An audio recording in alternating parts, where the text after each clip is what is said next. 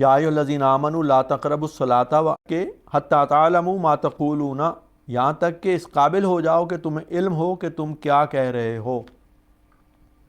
حضور حضرت اقدس مسیح موعود علیہ الصلوۃ والسلام فرماتے ہیں کہ جن لوگوں کو ساری عمر میں تعلموا نصیب نہ ہوا ان کی نماز ہی کیا ہے۔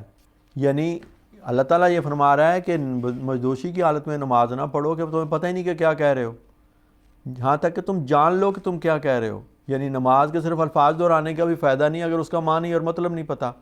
تو نماز کے الفاظ بھی آنے چاہیے، اس کے معنی اور مطالب سے بھی آگاہی ہونی چاہیے، اور سوچ سمجھ کے پڑھنا چاہیے۔ یہ بیان فرما رہے ہیں حضور علیہ السلام، اس طرف توجہ دلا رہے ہیں کہ سوچ سمجھ کے پڑھیں۔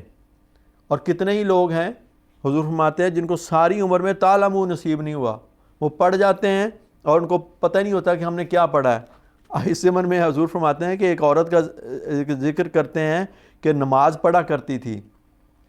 ایک دن اس نے پوچھا کہ درود میں جو صلی علی محمدin آتا ہے اس کے کیا معنی ہیں؟ خاوند نے کہا کہ محمد صلی اللہ علیہ وسلم ہمارے رسول تھے۔ اس پر اس نے تعجب کیا اور کہا کہ ہائے ہائے، میں ساری عمر بیگانہ مرد کا نام لیتی رہی۔ تو یہ جہالت کا جہاں حال ہو وہاں پہ ان نمازوں کا کیا فائدہ ہوگا؟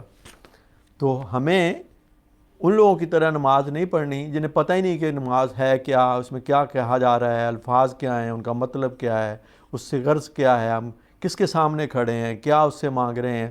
تو حضور علیہ الصلوۃ والسلام ان چند الفاظ میں اس طرف توجہ دلا رہے ہیں کہ صرف لا تقربوا الصلاۃ وانتم سکارا تک نہ رہو، حتی تعلموا ما تقولون کو بھی پیش نظر رکھو کہ جو ہم نماز پڑھتے ہیں ہمیں پتہ ہونا چاہیے کہ ہم کیا پڑھ رہے ہیں، اس کے معنی سے مطالب سے پوری طرح آگاہی ہونی چاہیے۔ اللہ تعالیٰ ہمیں ایسی نمازیں نصیب کرے کہ جو تعلموا ما تقولون کے تابع ہوں، اور اللہ تعالیٰ ان نمازوں میں